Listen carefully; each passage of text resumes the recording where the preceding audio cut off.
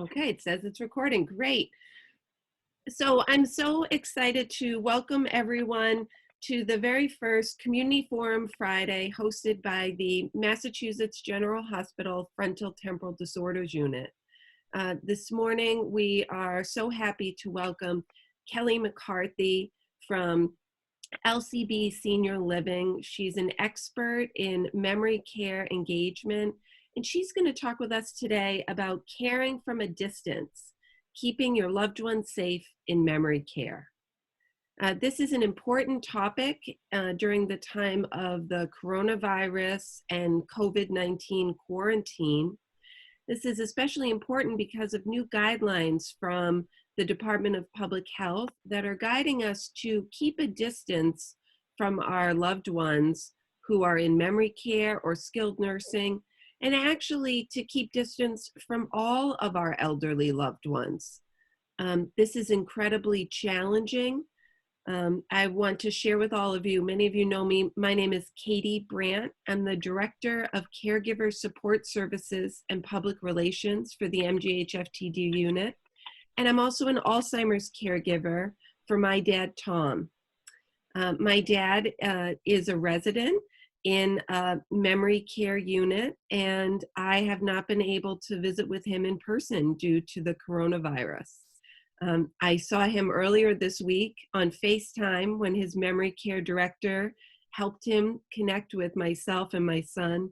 And it was a really wonderful, emotional experience for us to see Dad so happy and healthy. So Kelly's here today to talk about all of the issues surrounding this situation. And what we're going to do is ask that all the participants in the forum stay on mute while Kelly presents. And if you could please use the chat function at the bottom of your screen for questions that you have, and I'll moderate those for Kelly, and she'll do a Q&A at the end of the session. Our goal is to wrap up the session by 10:50 this morning. And I just want to say thank you so much to everyone for participating. Kelly, I want to hand it over to you. All right, great. Thank you so much. And thank you for everybody that is joining us today. If you have a pen and paper, or if you're like Katie had said, when I start talking about a certain subject, if you want more information, either write on that chat section or just make a note, and then we'll have time to answer those questions later. So when Katie asked me, I'm a bullet queen. So I put some bullets here on a piece of paper, so you'll see me looking down, but then I'm gonna just kind of talk about them and kind of talk about our communities and how we're supporting the process. So some of the bullets I wanna go over are our goal as communities to support, right? And to limit exposure. So we're gonna talk about that. The other thing is promoting social distance. And what does that look like? We do that for our residents and for our associates alike. Creative ways to connect. So as Katie had mentioned, we actually deployed 5 iPads for every community to do some creative exposure and connection to family members and the like. So again, looking at whether it be an assisted living or long-term care, what ways do they have to communicate with their loved ones? So then we're gonna find moments of joy. I don't know about you, but looking at the TV can be very overwhelming, and emotionally, this is a tough time for people to get to bed at night. And so we want to make sure that we're finding moments of joy throughout the day. And so we're going to talk a little bit about that too. And then we're going to talk about how about the person with memory loss, and so what happens when they don't understand or able to comply with the social distancing that we are directed to do. So we're going to talk about the best practices we put in place and how we are monitoring that. All right. So the first thing I wanted to talk about was staying connected. So what I would ask is that if your loved one is in a community, the first thing you want to do is find out what modes of communication do they have. It could be as simple as a phone call, but it also could be an iPhone, right, and doing FaceTime, or an Android and doing a messenger on Facebook. Listen, we have standards, and you have these sets of standards to do, but I'll tell you something, at this point, we're being lenient. So if I have a director that their iPad's not working right, or that they can't do Facebook on it because we don't have that app, she can go on her, or he can go on their Facebook and do Messenger for family members. So we want you to understand that even though we have policies, this is a new day. And just like Katie said to me at the beginning, this is a new process for them in terms of doing these conferences. Well, guess what? The coronavirus is new too. Yes, we did and still have protocols for flu every season, but this ups our ante quite a bit. So again, calls, videos, we're open to laptops. We've had communities use their laptop to do FaceTime and the like, Skype actually, tablets.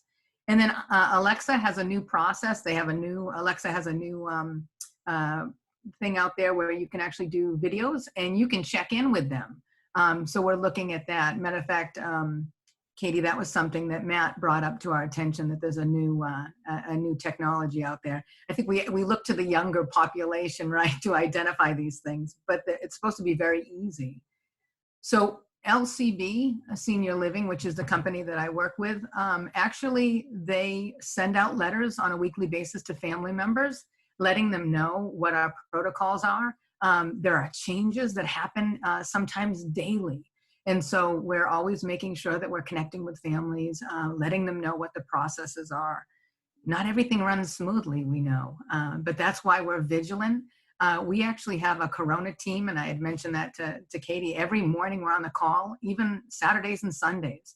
Every morning we're on a call to discuss the opportunities or the best practices that we see in our buildings. And then at 5 o'clock or 5:15 at night, we're back on the call saying, how did the day go? And also spotlighting those wonderful things that are happening. I brought up Katie and the fact that she called and thanked us for being able to connect with her dad, and just found it such a heartwarming experience.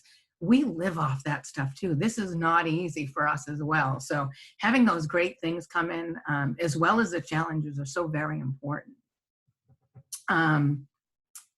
Communicating through the window, right, through a door. We just want you to be mindful that those doors and windows should be shut, because we don't want droplets through the air.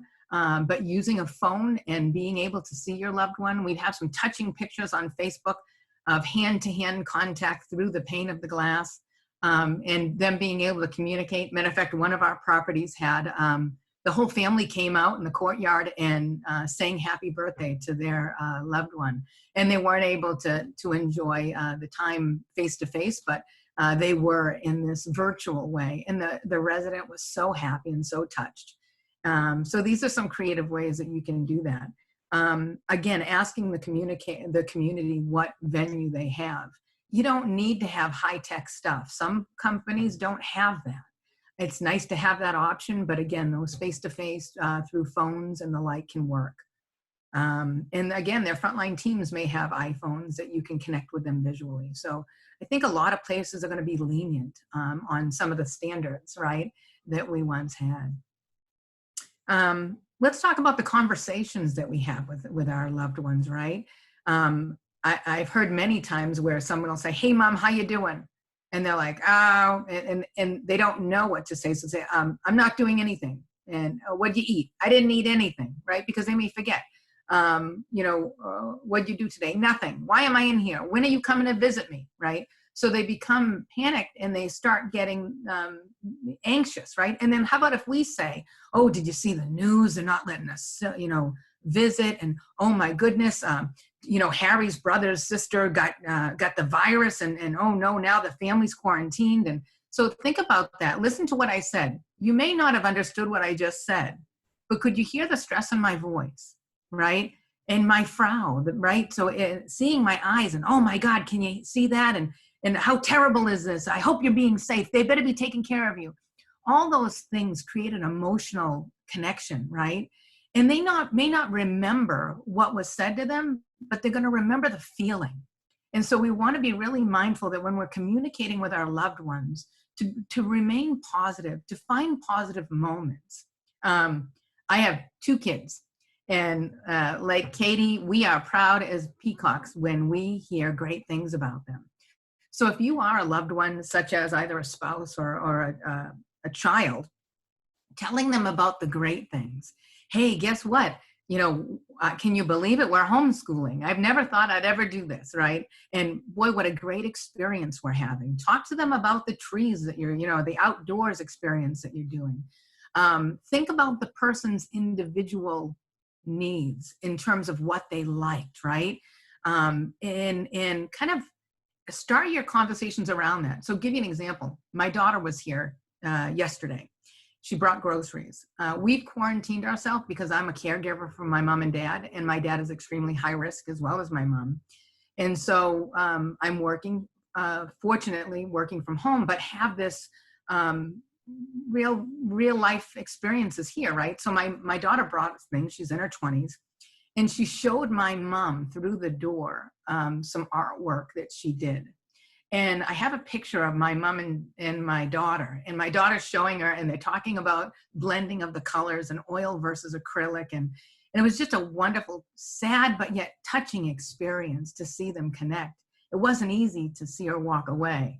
But again, these are some of those things that you want to do. The connection that my mom and my daughter had was relevant to my mother, right? My mother's an artist. Mary is looking at that and saying, I like to do art. So there was that connection, right? So find those things that are so important and be able to have those positive topics and not topics of the day. Consider the person's recall. So I know sometimes people will say, and I actually run a virtual support group, and yesterday we had it, and the person said, well, they say, when am I coming to visit?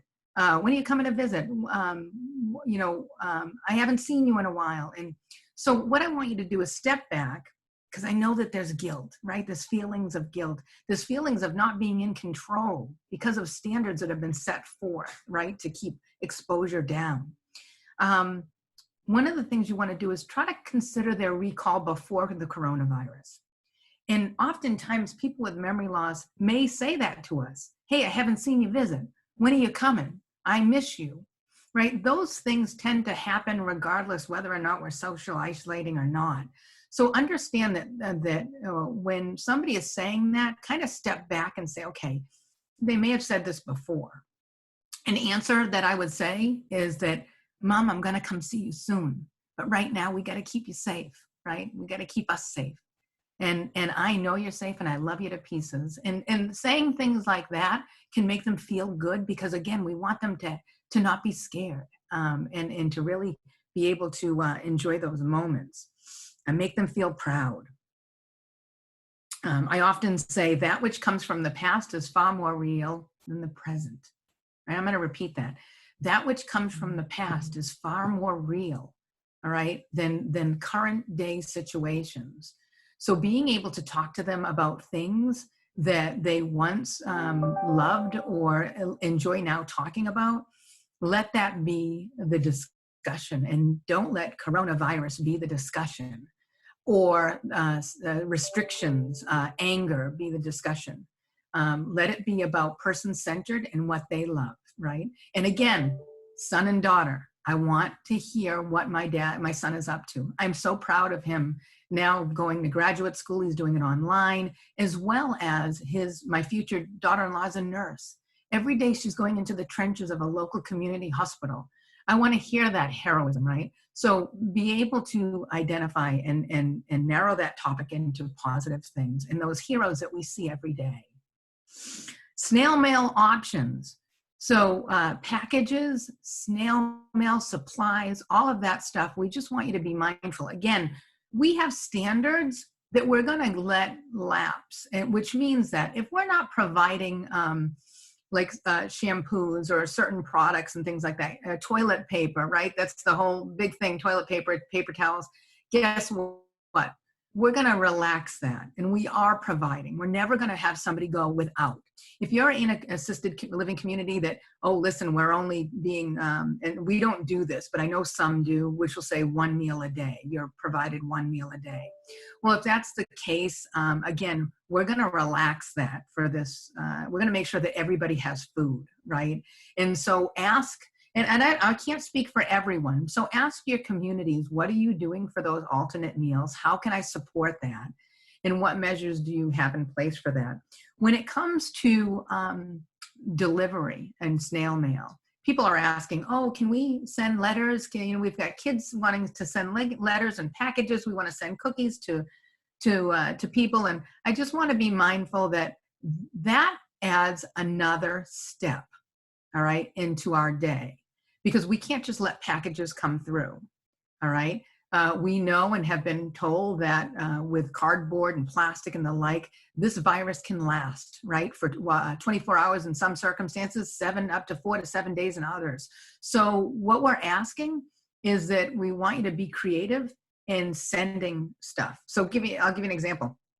LCB, we created an email called Flatten the Curve. So, for example, with Katie's dad's community, it's at the Residents of Five Corners. It's called Flatten the Curve at residentsoffivecorners.com. And so basically, and we've posted this on Facebook on every single property, we want children and family members to send us pictures and videos and letters through that. And the reason why we're doing that is it's going to decrease our exposure in the neighborhoods, in our communities, to be able to use our products of printing. So we'll print them, but they're in-house already. So we're taking the necessary steps in-house. And if you do have to, so again, there may be times where you'll have to send something. I want you to know that there are protocols, and you might want to ask the community, what is the protocol for mail? What are you doing for mail? So, whether they're spraying it down, they all have disinfectant sprays that they're using to spray down those items. So again, I would just ask that question and find out what that protocol is. Social distancing. So what does it look like?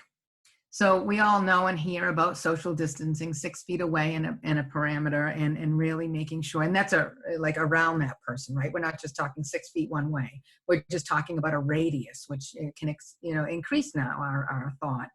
And our goal to doing that, again, as a community and as a community at large, is to stop the virus, right? Flatten the curve. We see this spike. If we're not paying attention and we're going out and doing what we typically do, we're going to see that spike and everybody getting this sickness, because as we know, one person gets it, it transfers to 3, and then within a few days, it's up to 30. So we want to be mindful of that the exposure is so important that we want to limit that and flatten the curve. How about now, and I know I had spoken to this actually in my group yesterday, hugs and handshakes in memory care. How about resident to resident hand holding in memory care? I know sometimes people get nervous, and maybe there was a friendship that you knew about in the community, and all of a sudden we're practicing social distance, and you're calling the community going, I hope Joe's not holding my mother's hand anymore. I hope that this isn't happening anymore. And I want you to know something. We want that to happen. All right. We're not going to stop that from happening. However, we are going to practice great hygiene. We're going to do our best to make sure hand washing techniques, and we're going to talk about some of the best practices we do. But the reason why we can't stop that is, can you imagine saying to someone who doesn't understand this virus, hey, you can't do that. You can't touch them anymore. If you think about Maslow's hierarchy and the beginning stages of life, to love and be loved goes through our life. To be able to connect with someone goes through our life, our entire life, regardless whether we have memory loss or not. So not being able to connect when they don't understand can be so tragic in an emotional level that we end up maybe seeing behaviors and somebody even isolating themselves. And we don't want that to happen. So although we're not going to, hey, give us a hug, some of our associates will actually, if somebody is looking to give a hug, they might show them the elbow and say, hey, let's try this way, so they'll maybe do a dance and connect that way. But you know what, when it comes down to it, if a resident wants to give a handshake or a hug, we're going to do it. But we're going to practice good hygiene.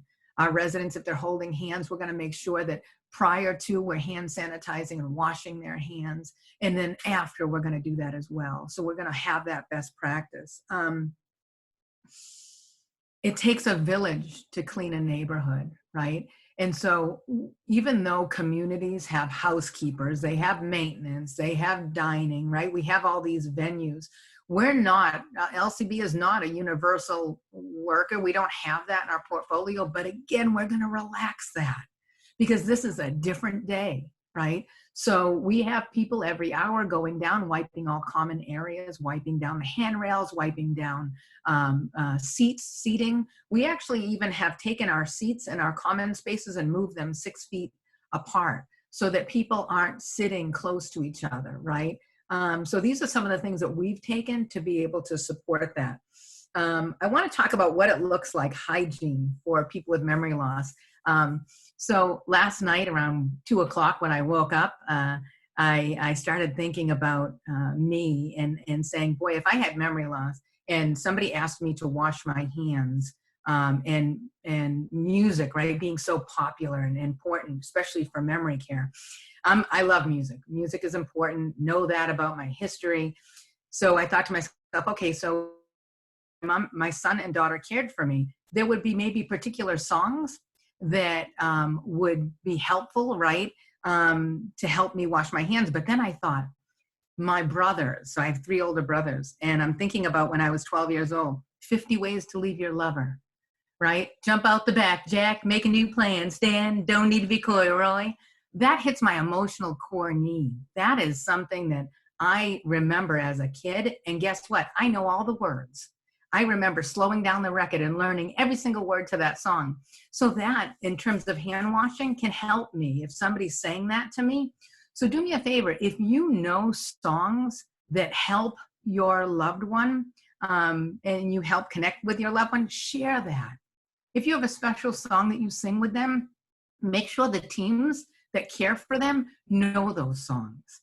Because what it's going to do is it's going to trigger them emotionally, and it's going to help them with their ADL care, right? ADL's activities of daily living, brushing their teeth, washing their hands, and dressing, and all of that. So use music, help us use music to connect with your loved one. Last but not least is you, right? And that's so very important. I put you last because, and I apologize, I put it last because I sent it to Katie. I said, oh, I got to put this one in. I actually wrote a book too, and I put you guys first. You are no good to the person you're caring for if you're not taking care of yourself. So in the proverbial way, please put your own mask on first, right? You find a way to shut that TV off, stop listening to the news, and jam out to your favorite music. Make sure you're hand washing. Make sure you're separated by 6 feet, right? Make sure you take care of yourself. And also make sure you have somebody to talk to, whether it be a support group or a friend. I know oftentimes, and I spoke to my support group yesterday, and very profoundly, a gentleman said to me, I don't have the person to talk to at home. The person said, and it was so profound, and I'm going to end on this. He said to the group, he says, social distancing is like memory loss. He said, I see her, but I can't connect with her. What a profound way to understand what it's like, right? Not to have someone to be able to converse with about, boy, I'm anxious. What happens if I get it? Or what happens if the kids get it? All of that stuff. And so I think it's important to get in, talk about it, and then let it go. Make sure you dance, make sure you do everything that you can do. Because one thing you can't do and you shouldn't do is predict what if, right? Have your conversations, then let it go and move on, all right? This is a new day. From now on, we'll be talking about what happened before COVID-19, and we'll be talking about what happened afterwards, right? So do that. And I hope that this was helpful. I look forward to answering any of your questions. Katie, it was a pleasure being here today. Kelly, that was so inspiring. Thank you so much. And, you know, the thing that touched me the most was you talking about love and connection. And I think about, I took my dad out for dinner a couple weeks ago, and they were already talking about COVID on the news, and the news was playing at the pub, and Dad was just confused over and over again, like, what is this? But I think Dad always understands love. And so those messages that you were talking about, recalling what is important, what's a priority to that person. So when we did our FaceTime, we didn't talk about being quarantined. We showed him our beautiful cat that he loves. We talked about Noah's recent good grades. We told him how much we loved him. And, we kept it short because Dad, he doesn't have a sense of time. And also, Dad doesn't know how long it's been since we've last visited. So I'm really glad that you brought up that point related to caregiver guilt. So many of my caregivers talk about how when they go into the assisted living or the skilled nursing facility, they feel like I'm still part of my loved one's care. And now I'm not going. And what I wanted to mention today is that it is an act of love and an act of care during this unprecedented time to not visit your loved one, to follow the policies set forth by your memory care and skilled nursing, and to ask your facility, what can you do to A, connect with your loved one, and B, support the workers who are caring for your loved one. I think that, so for example, our family would spend money taking Dad out to dinner once a week. And right now we're not doing that. So I wanted to think about what little gift could I send to support the workers. And so I'm going to connect with the residents where my dad lives to see if they're doing anything that the workers need. But even a card of thanks for those nurses and activities staff and engagement staff could go a long way. You started that from the beginning, that my phone call of thanks was meaningful to your staff. So I want to encourage everyone to think about that. Yeah, and you bring up a great point. You'll see it on social media quite a bit. A lot of people in our communities are getting notes from family members posted on the front door. So we've limited access everywhere. They're only people can only come in our building if they're coded in by the receptionist. So what family members are doing are going to the door and putting love notes to our associates. Thank you for everything and the like. And also I have a call with my teams today because I have had a lot of family members asking, what can we do? We'd like to give to your associates. So a company can't do that, but Right. we can ask the resident council. So each community has a resident council. And during the holiday, a perfect example of that, they do a monetary gift. So that's an option too that we'll put out there for our residents to see if they'd like to do that. But again, companies can't do that. We're actually, so the other thing is LCB, so it's such a wonderful company to work for. They're giving all of their frontline teams a $100 gift card to thank them. And this is we just deployed that now. And we'll be doing things like that throughout this process because we understand how challenging this can be and how work-life balance for caregivers in our health industry, a tip in the scale, right? So we want to be able to give back. So that's what we're doing as a company in multiple other ways. Thank you for sharing that. I think a lot of people are thinking about the workers. Kelly, let's talk about, now one of the things we talked about was, like I can talk to Dad over FaceTime. He's able to visually attend to a screen. He can recognize us and have a conversation.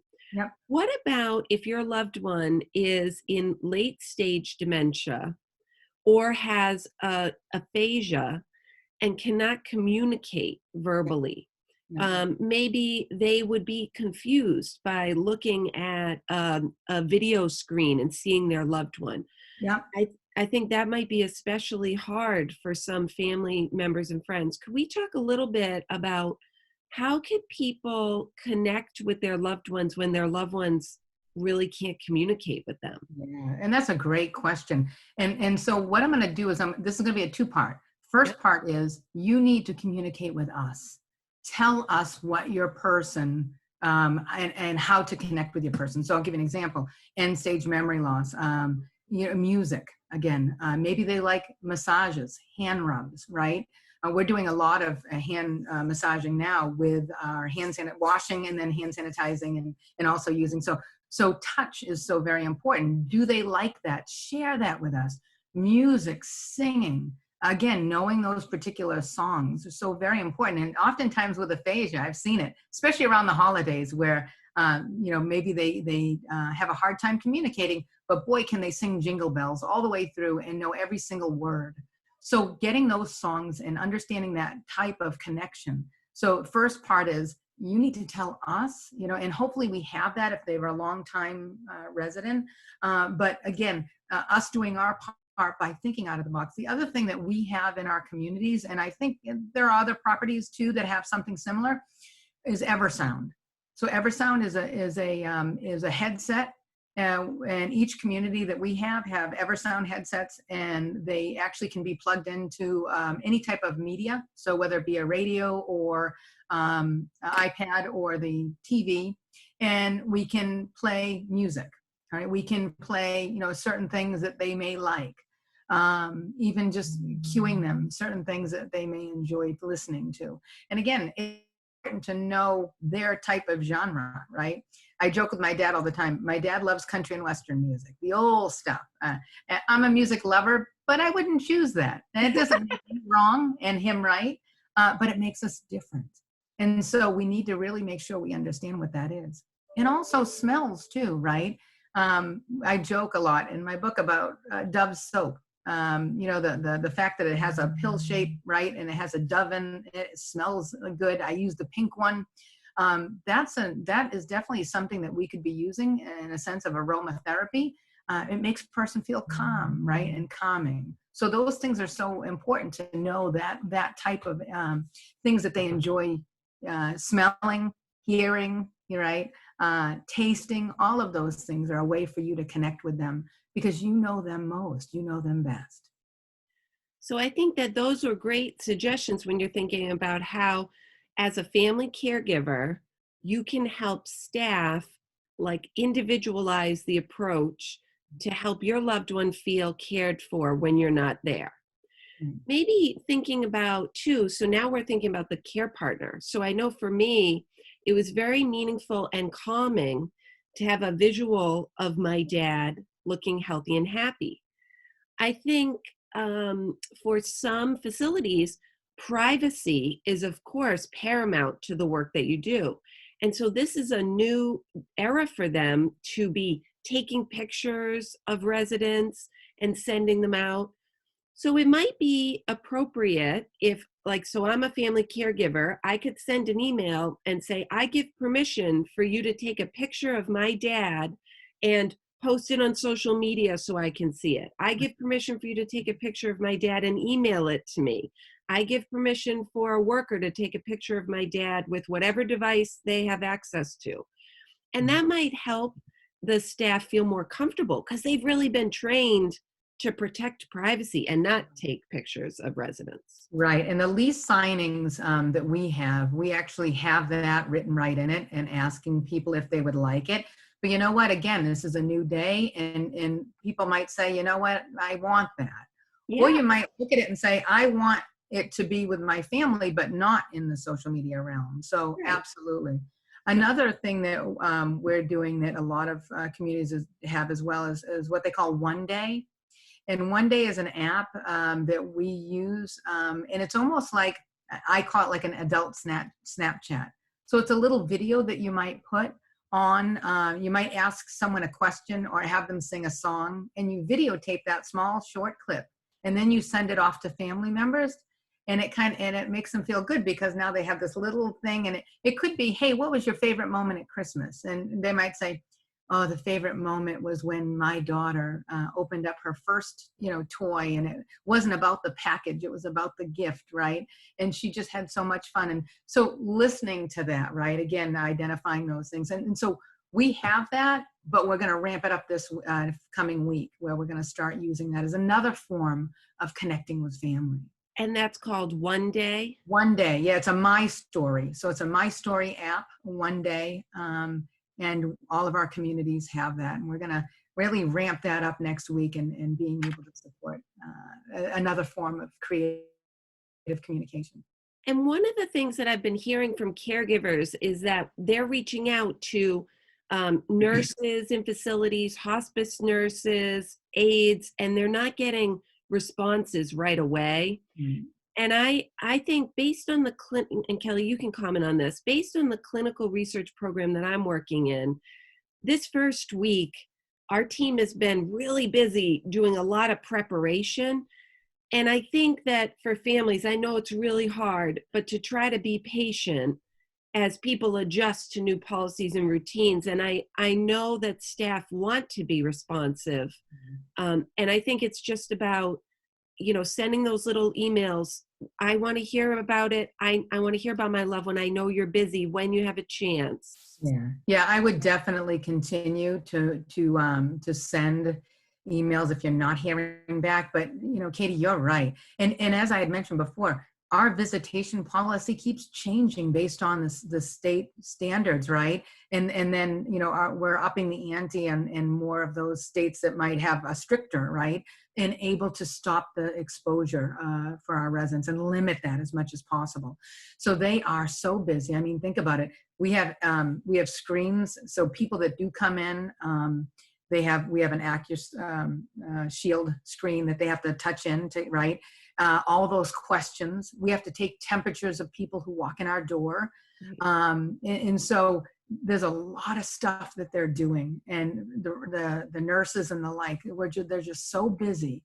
And we're trying to drop as much as we can so that they can be alleviated some of the things that's happening, but they also need to read their emails and understand, and get on these calls of these new changes. So we do appreciate your patience. It is not, it's not easy, but I think that as the weeks go by here, and think about it, we're doubling cases, right, in Massachusetts, sometimes overnight.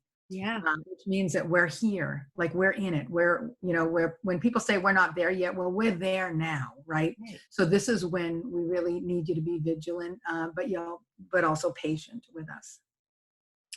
Kelly, we have a specific question, a caregiver who's looking for help with language. So their loved one said their regular visiting day is Sunday. They spoke with their loved one on the phone, and when it was the end of the call, the loved one said, "See you Sunday." Mm-hmm. So do you have advice for what you could say about at the end of a call like that with someone with memory loss?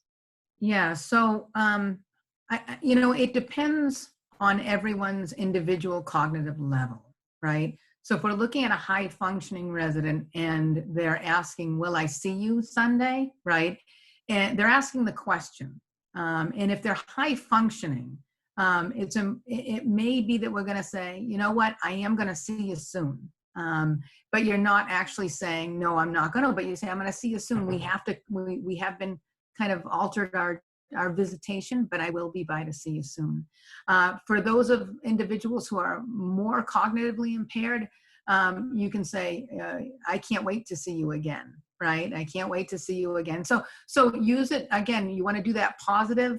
You don't want to say, "No, I can't see you. They've restricted those visitations." Or, "You know what, it is Sunday. That means, I already, this is how I'm going to see you. Remember," right? So again, look at my facial expression, hear my tone of voice. It doesn't make someone feel good. So I definitely would validate them by saying, "Yeah, we're going to see each other soon. I can't wait." I love that, thinking about where is the question coming from? So It's coming from a place of wanting to connect. And if someone has enough cognition to ask the question, that's probably a person who has enough ability, enough functioning to talk on the phone or FaceTime. So when you say, "I'll see you soon, I'll talk to you soon," that's true. Yeah, it absolutely is. That's really good. So we've got, let's see, I think that the other question is, if we could just pivot a little, what about if your loved one, like thinking of your parents and your daughter, right, connecting through the glass. So what about if your parent lives in another home, and they're not in skilled nursing, should you keep visiting your elderly parent at this time in person, even if they're not in skilled nursing? Yeah, so I would recommend not. I think that being able to get on that phone though daily, and even if they're able to, you could give them through the door maybe some some crossword puzzles and Sudoku and maybe some things, maybe share with them how to get on in social media. I just actually posted some beautiful pictures Google has of the national parks. And boy, I was watching it on my little laptop and I was like, wow, this is beautiful. So we have to be cognizant that people living on their own can self-isolate. And think about it. What are they doing? They're sitting in front of the chair watching TV. Right. So you want to try to break that conversation, right? So start the conversations, get music in their life. Try to, and I had mentioned to Katie earlier, I got my parents hooked on Netflix. So they're having these, these Netflix days, which I'm glad because it stops them from, having to listen to that news, which is not good. And so one of the things that we're doing as a community that other people can do on the outside is we're connecting with them and giving them tools and making sure that they're not isolating at home, yeah. Right? Asking the questions, do you have enough toilet paper? Do you have enough food? People sometimes won't want to bother you. Right. So they're going to eat whatever can they have in this pantry, and it may not be a well-balanced diet. Right. So, you want to make sure you're sanitizing products, maybe putting it in something and giving it to them. So, maybe a spray down with alcohol, a box with certain items in it, and then leaving it on the steps. Another thing that might be really good that we're actually promoting is a lot of people have walkers, and there are these walker trays now that you can buy on Amazon or Walmart, or I think even Walgreens, Target, and the like. They're trays that can go on the walker, because if you think about it, they're now having to, maybe bring things from one place to another. Right. You want to decrease the chance of them going off to the hospital because of a fall. Right. So you want to make them as sturdy as possible. My mom doesn't use a walker, but she's been using one, and I'll tell you, she's walking great. Oh, good. It just gives that added sense of she's going to be okay. And she's not as much of a false risk as she was before, because a lot of people will now table walk and furniture walk, right, as they're grabbing onto things. Yeah, so now they're touching things. So do they have the right items to sanitize? Do they know that they should be sanitizing their mail delivery and just kind of spraying it down, right, or letting it sit out overnight so that you're not touching it? So those are some of the things that we should be talking to them about. Kelly, I think this has been so informative today, and I really appreciate your time and expertise. I know how busy you are. Is there anything else that you wanted to mention to our community of caregivers and families today? Yeah, hang in there. Hang in there and find moments of joy. Yeah. And I just wanted to thank everyone who's doing the hard thing to not visit their loved one, because that's not only an act of love for your loved one, but that's an act of love for my dad and every other resident who has someone who loves them, including the staff. So if we can all stick together and support our memory care and skilled nursing facilities during this difficult time, we're all going to come out together. Thank you, Katie. Thank you, everyone. Stay safe and healthy. Everyone.